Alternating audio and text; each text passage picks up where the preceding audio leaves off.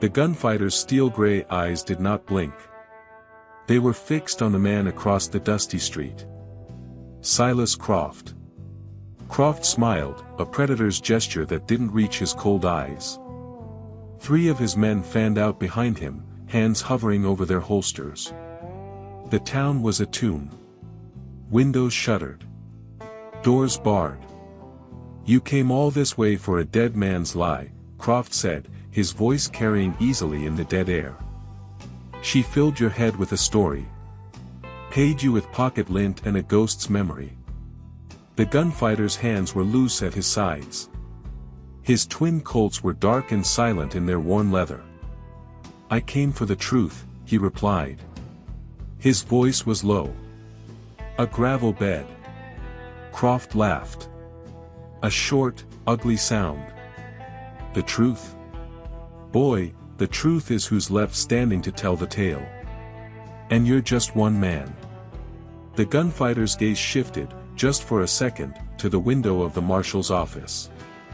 A woman's silhouette, a small child held tight to her chest. Then his eyes locked back onto Croft. "One is all it takes." It started 3 days earlier, under a sun that baked the truth out of the land. If you value stories forged in dust and loyalty, subscribe to the channel. The trail is long. The town of Redemption was a dry wound on the face of the prairie. A single street, bracketed by a saloon, a general store, a blacksmith, and a church with a leaning steeple. Dust coated everything. It was a place people passed through, not a place they stayed.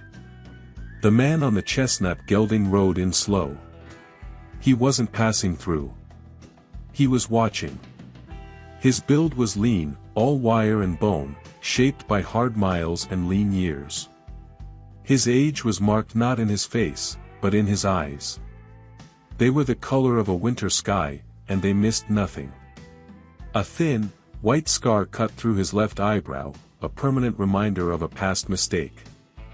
His hat was a dark, sweat-stained Stetson, its brim pulled low. His clothes were for function, not show, a faded shirt, a worn leather vest, and denim pants tucked into dusty boots. Tied down low on his hips were 2 Colt peacemakers, their blued steel worn smooth from use. He sat his horse with a perfect, unnerving stillness. He dismounted in front of the saloon.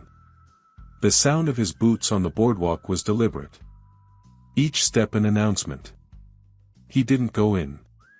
He looped his reins over the hitching post and stood there, letting the town watch him.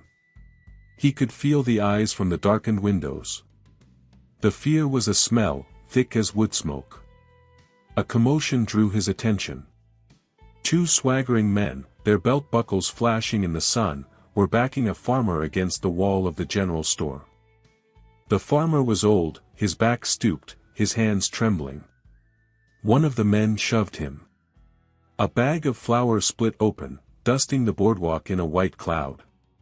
"You owe Mr. Croft, old man," the first man sneered. "Interest's due." I need another week," the farmer pleaded. "The crop." The second man laughed and drew back a fist. He never threw the punch. The gunfighter had moved. No sound. No hurry. He was just there. Standing between them and the farmer. He didn't say a word. He just looked at the man with the raised fist. His pale eyes were flat. Empty of everything but consequence. The man's bravado evaporated. He looked at his partner, then back at the silent figure. He saw the twin Colts, tied down and ready. He saw the scar. He saw the absolute certainty in that cold gaze. He slowly lowered his hand. "This ain't your business, stranger," the first man stammered. The gunfighter still didn't speak. He just held their gaze. The silence stretched. It became heavier than any threat. The 2 men took a step back. Then another. They turned and walked away, their boots scuffing a little too loudly. Defeated. The gunfighter turned to the old farmer, who was staring at him, mouth agape. He bent down, his movements economical, and picked up the farmer's hat from the dust. He handed it to him. Then he walked away, towards the other end of town, leaving the old man holding his hat and a lungful of unanswered questions. He hadn't gone 20 yards before a woman stepped out from the alley beside the church. She was dressed in black, her face pale and drawn, but her eyes held a fire that the sun hadn't yet burned out. She was holding the hand of a small boy, no older than 7, who hid behind her skirts. "You are not a lawman," she said. It wasn't a question. He stopped. "No. And you are not from around here?" "No." She took a breath. "They say a man like you passed through Crimson Creek last month. A man who settled a dispute for the ranchers there. They said he was fast." He remained silent, his gaze steady. He was waiting. "My name is Alara Vance," she said, her voice dropping, cracking just a little. "My husband, Thomas, was murdered. 2 weeks ago. Shot down on our land." The gunfighter's eyes flickered to the boy, who peeked out from behind his mother's dress. He saw the raw fear in the child's face. He looked back at the woman. "Who did it?" "Silas Croft," she said, the name like poison on her tongue. "He owns this valley. He wanted our land. The only parcel with a steady creek. Thomas wouldn't sell. So Croft and his men, they killed him. The marshal reports to Croft. There is no law here but his." The gunfighter's expression didn't change. "What do you want from me?" "Vengeance," she whispered, her voice fierce. Then she corrected herself. "No. Justice. I want the man who murdered my husband to answer for it. I want my son to be able to live on the land his father died for, without fear." She held out a small, worn leather pouch. It didn't look heavy. "This is all I have. $20. She then unclasped a silver watch from a chain around her neck. It was dented, the glass cracked. "And this?" It was his. The gunfighter looked at the meager payment. He looked at her desperate eyes. He looked at the child hiding behind her. He thought of the 2 thugs and the old farmer. He thought of the smell of fear that choked this town. He didn't reach for the pouch. "Tell me everything," he said. "Start from the beginning. Leave nothing out." She told him the story. Thomas, a good man, a proud man. Croft, the rancher who bled the valley dry. The offers for their land, growing more aggressive each week. The final threat, delivered by Croft himself. Then, the night Thomas was found, face down in the mud by their creek bed, a single bullet hole in his back. The marshal had called it a robbery gone wrong. A lie everyone in town was forced to swallow. "Was there a witness?" the gunfighter asked. Alara hesitated. "Old Ben, at the livery. He saw Croft's men riding back towards town that night, from the direction of our land. He told me in a whisper. He's been too scared to even look at me since." The gunfighter finally nodded. A slow, deliberate motion. He reached out and took the silver watch from her hand. He ignored the pouch of coins. He turned the watch over in his palm, his thumb tracing the worn engraving on the back, "TV to EV forever." "I will find the truth of it," he said. It was not a promise of vengeance. It was a statement of fact. His word was absolute. "Stay inside. Keep the boy close." He turned and walked towards the livery stable, the dented silver watch a cold, heavy weight in his hand. The truth was a buried thing. And sometimes, you had to dig for it with a gun. The livery stable smelled of hay, sweat, and old leather. Old Ben was mucking out a stall, his movements jerky and frightened. He was a small, withered man who looked like he'd been hiding his whole life. When he saw the gunfighter standing in the doorway, a dark silhouette against the blazing sun, he dropped his pitchfork with a clatter. "I don't know nothin'," Ben squeaked, his eyes wide. The gunfighter stepped inside, into the cool darkness. His boots made no sound on the dirt floor. "I didn't ask you anything." He walked over to a nearby stall and looked at the horse within. He ran a hand down its flank, checking its condition. He was giving the old man time. Time to let the fear settle. "That's Mr. Croft's stallion," Ben offered, his voice trembling. "Best horse in the county."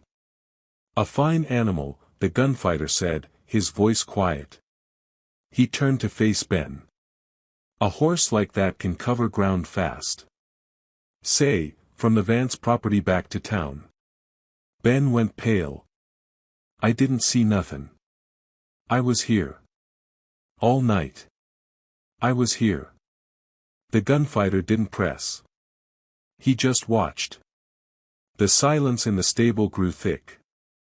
It was broken by the sound of heavy boots on the boardwalk outside. 2 men filled the doorway. It was the same pair from before, the ones who had been harassing the old farmer. This time, they weren't backing down. Behind them stood a third man, bigger than the other 2 combined. He wore a deputy's star pinned crookedly on his vest. His face was a slab of sun-cooked meat, his eyes small and mean. This was Jeb, Croft's top dog. "Well, look what we have here," Jeb boomed, his voice filling the stable. "Stranger. You're causing a stir in our quiet town.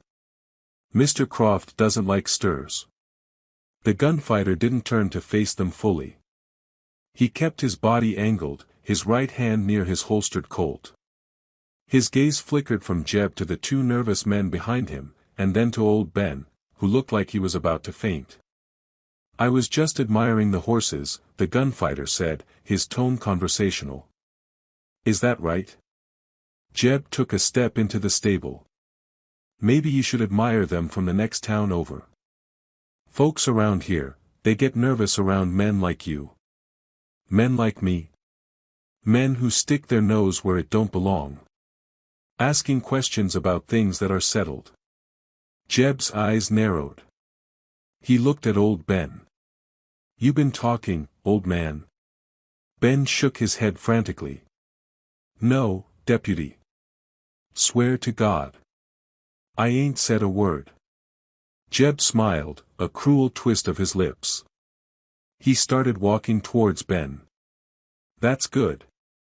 Because loose talk can get a man hurt." The gunfighter moved. It was a simple, fluid motion. He took 2 steps, placing himself directly in Jeb's path. He didn't reach for his gun. He just stood there. An immovable object. "He said he didn't talk," the gunfighter stated. Jeb stopped, inches from him. The sheer size difference was stark. Jeb was a bull. The gunfighter was a whip.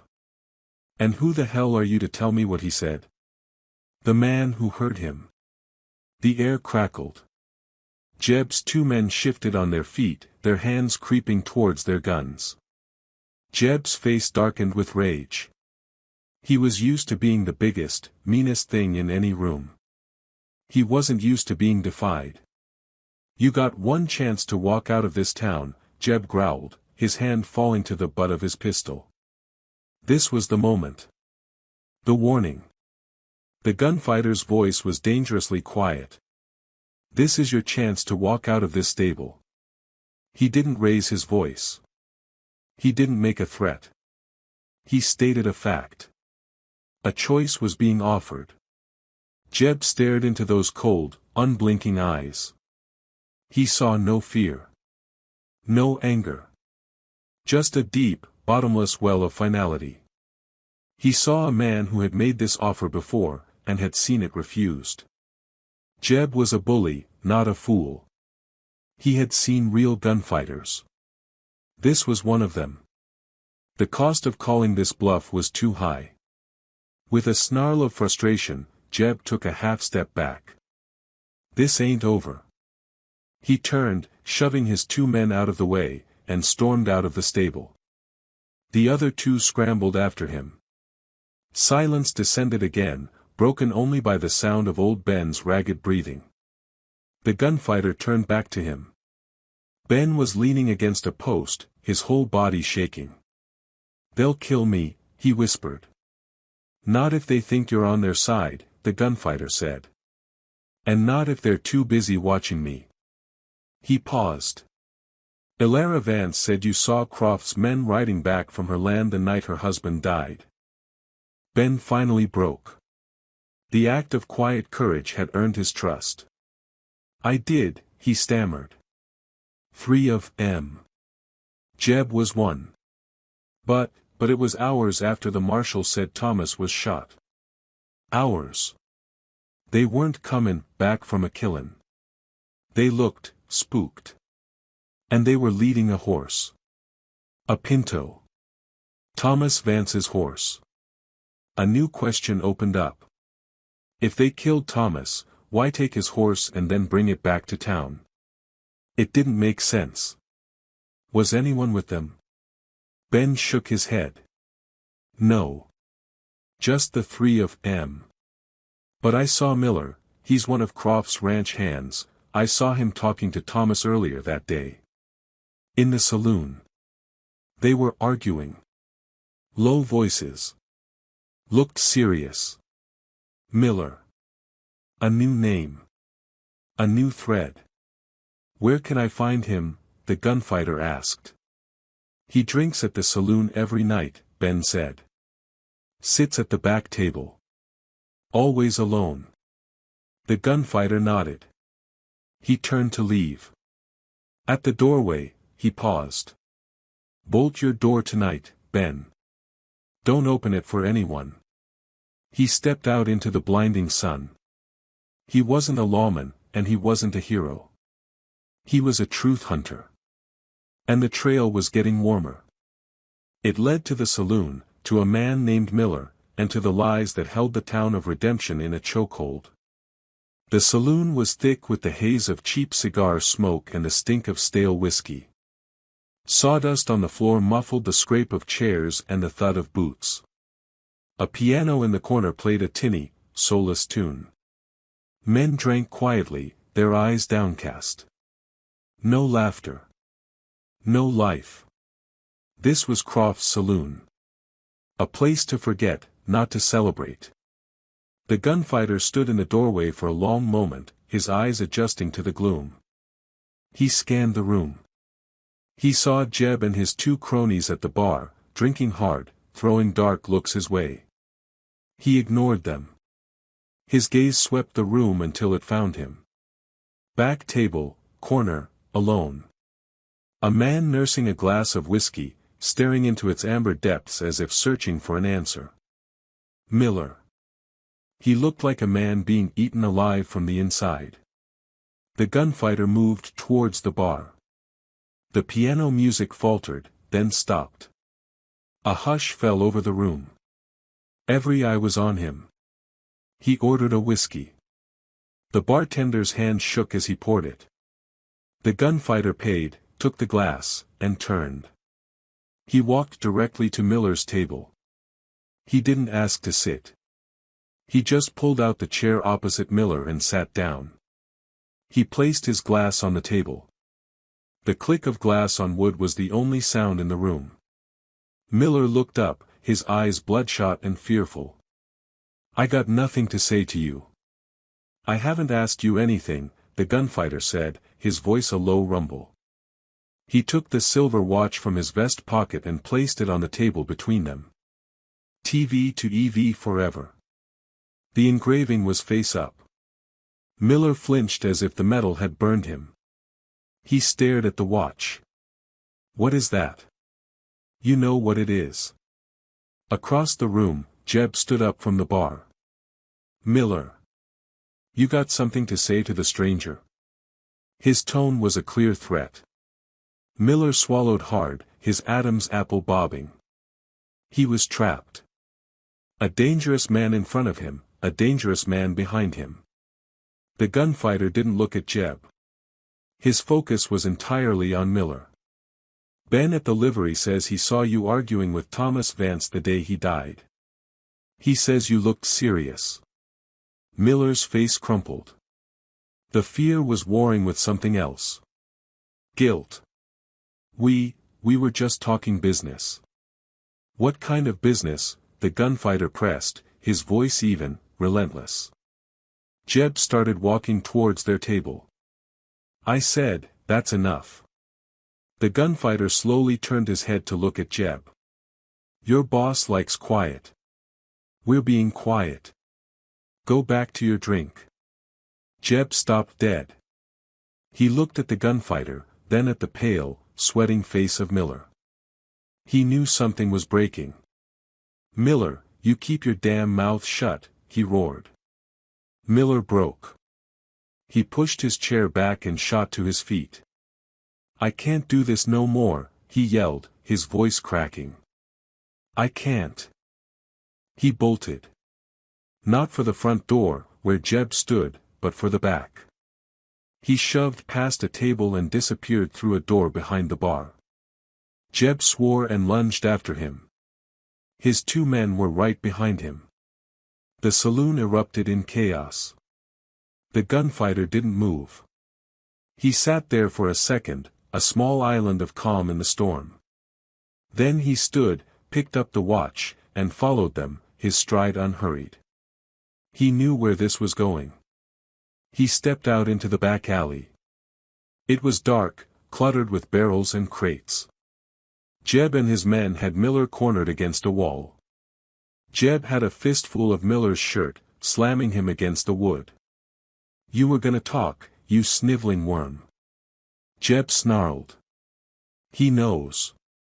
Miller cried. He's gonna find out anyway. Jeb drew back his fist to silence him permanently. Let him go, Jeb, the gunfighter's voice cut through the dark.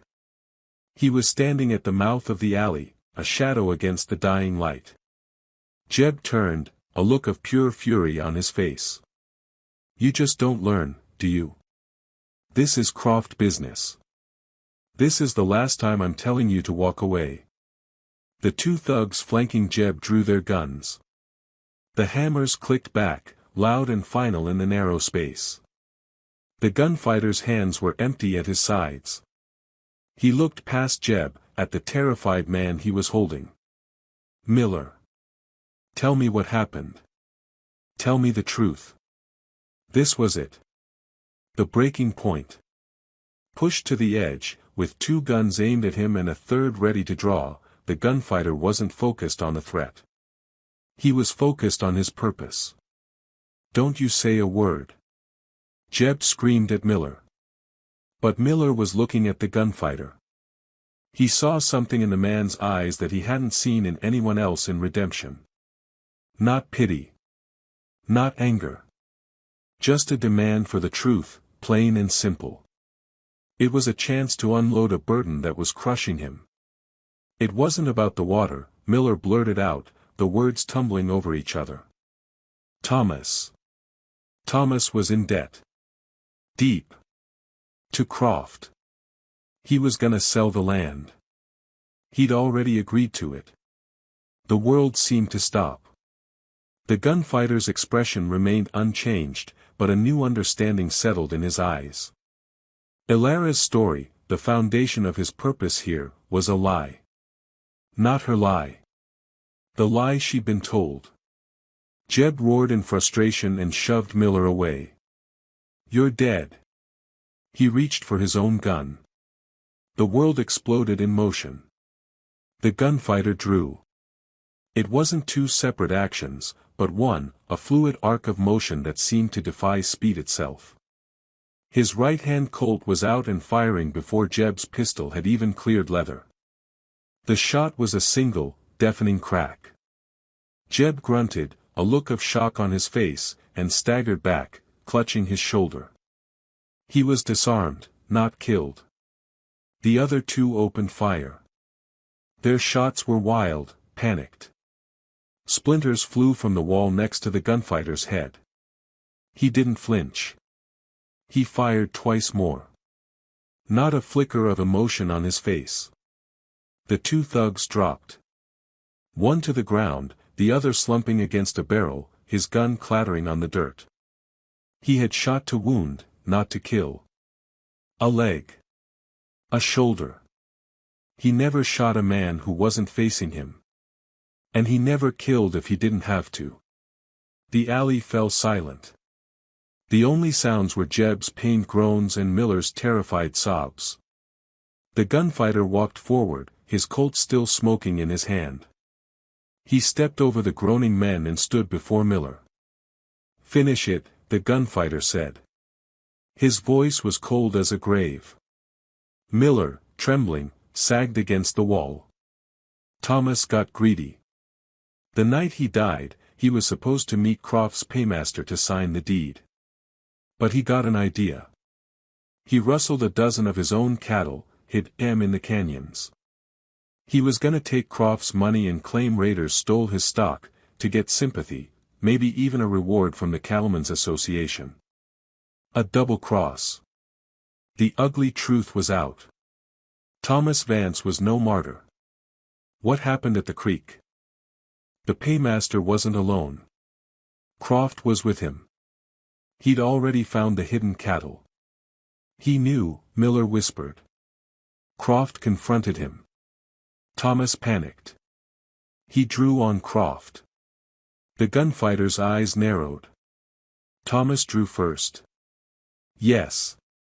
I was there. I saw it. Croft's paymaster, a fella named Reed, he was faster. He shot Thomas. It was self-defense. A clean shoot. The pieces clicked into place. The bullet in the back was a lie. The story fed to Alara was a lie. The whole town was suffocating under a lie. Then why the story about water rights? Why did the marshal report a robbery?" Miller looked at the wounded Jeb, his eyes filled with terror. Because Croft couldn't have people knowing someone tried to cheat him and almost got away with it. It would make him look weak. And he couldn't have a story about a fair fight. He needed an example. So after Reed shot Thomas, Croft walked over to the body, and he shot him again. In the back. To make sure the story he was about to tell would stick. The air went cold. It wasn't just a cover-up. It was a cold-blooded execution after the fact. A man already dead, shot again to build a lie. Silas Croft hadn't murdered Thomas Vance. He had desecrated him. He had murdered the truth itself. The gunfighter now faced his code. His word to Alara was to find the truth. He had found it. And it was a truth that would destroy the memory of the husband she loved. His code demanded he not lie to someone who trusted him. But telling this truth felt like a different kind of violence. A cruelty worse than a bullet. He stood there in the dark alley, surrounded by the wreckage of the lie. The weight of the silver watch in his pocket felt immense. He had to make a choice.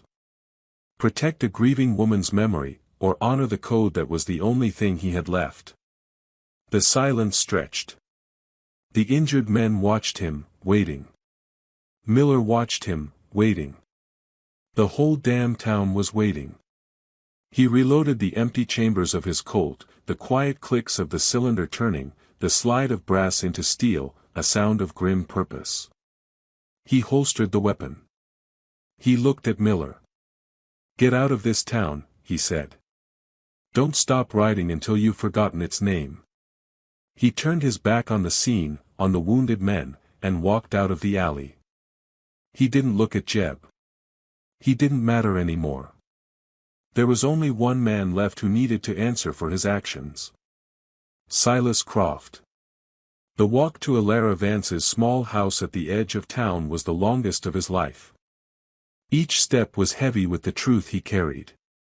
He found her sitting on her porch, her son asleep in her lap. She stood when she saw him, her face etched with a desperate hope. "Is it done?" she asked, her voice barely a whisper. He stopped at the foot of her steps. He looked at her face, at the sleeping child, and the hard lines of his own face seemed to soften for just a moment. The code was absolute. He could not lie to her. But he could choose his words. "Silas Croft did not kill your husband," he said. The words were flat, hard stones dropping into a deep well. Her face fell. Confusion, then anger. "What? You're saying he's innocent? After everything he's done?" "I am not saying he is innocent," the gunfighter replied, his voice low and steady. "Thomas died because of a deal he made with Croft. A deal that went wrong. He didn't need to give her the sordid details. He didn't need to tell her about the attempted swindle, or that her husband drew first. He gave her a piece of the truth. The part that mattered. That Croft's greed and cruelty were the root of it all. It was enough." Her eyes filled with tears. Tears of confusion, of a world turned upside down. "Then, what now? He just gets away with it." "No," the gunfighter said. "He doesn't get away with it." He looked at her, his gaze direct and unwavering. "Your husband is dead. Silas Croft is responsible for the lie that covers his grave. A man who lies about a death will kill to protect that lie. You and your son will never be safe as long as he draws breath. This is not about vengeance anymore. It's about survival." He took out the silver watch and handed it back to her. She took it, her fingers closing around the cool metal. "What are you going to do?" she asked. "I am going to finish the job I was hired for," he said. "I am going to end it." He turned without another word and walked back towards the center of town, towards the ranch house where Silas Croft sat like a spider in the center of his web. He knew Croft's wounded men would have reached him by now. He knew Croft would be waiting. He was counting on it. The final confrontation wouldn't be in an alley. It would be in the open. In the street. For the whole town to see. Not for glory. Not for fame. But so the truth, whatever its shape, could finally be exposed to the light. Silas Croft stood in the middle of the street, just as the gunfighter knew he would. The sun was setting, casting long, distorted shadows down the dusty road. Croft wasn't a gunman. He was a businessman whose power came from the guns of others. 3 of his best stood with him now. Hard men. Killers. The gunfighter walked towards them, his steps even and measured. The town held its breath. This was the moment the flash forward had shown. The culmination of lies and half-truths. "You came all this way for a dead man's lie," Croft said. "She filled your head with a story. Paid you with pocket lint and a ghost's memory." "I came for the truth," the gunfighter replied. Croft laughed. "The truth? Boy, the truth is who's left standing to tell the tale. And you're just one man." The gunfighter's gaze flickered to the marshal's office window. He saw Ilara's silhouette. She was watching. Her son was with her. This had to be done. It had to be seen. "One is all it takes," he said. Croft's smile vanished. "Kill him." The 3 men went for their guns. The street erupted in a thunder of gunfire. It was not a duel. It was an execution. 3 guns against 2. But the gunfighter was not a man. He was a force of nature. His Colts were in his hands before Croft's men had fully drawn. He fired 4 times. A blur of motion and sound. He shot the man on the right twice in the chest. A clean kill. He pivoted, the desert dust kicking up around his boots.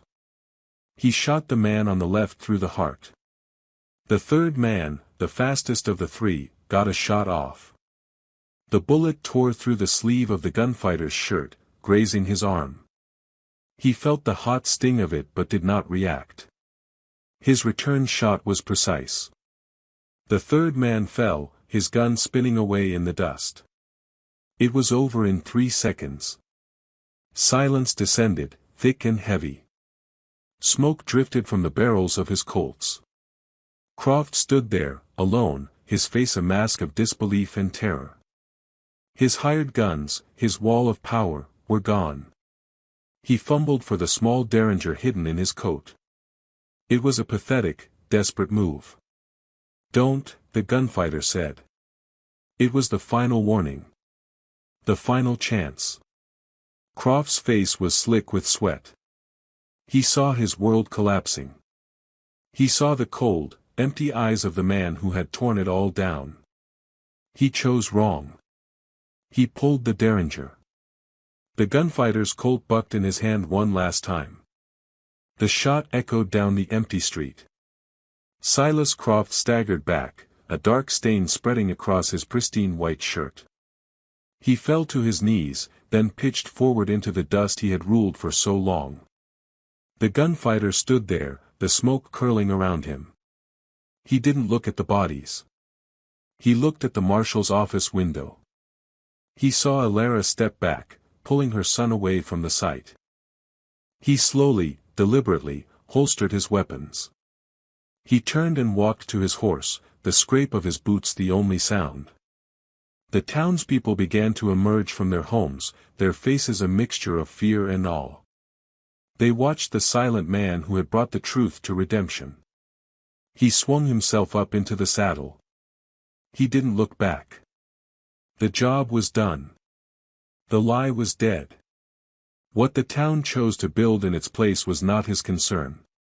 He rode out, a solitary figure against the blood-red sunset, leaving nothing behind but 4 bodies and a silence that felt, for the first time, like peace. If the hard truth is a story worth hearing, subscribe for more. There are always more trails to follow.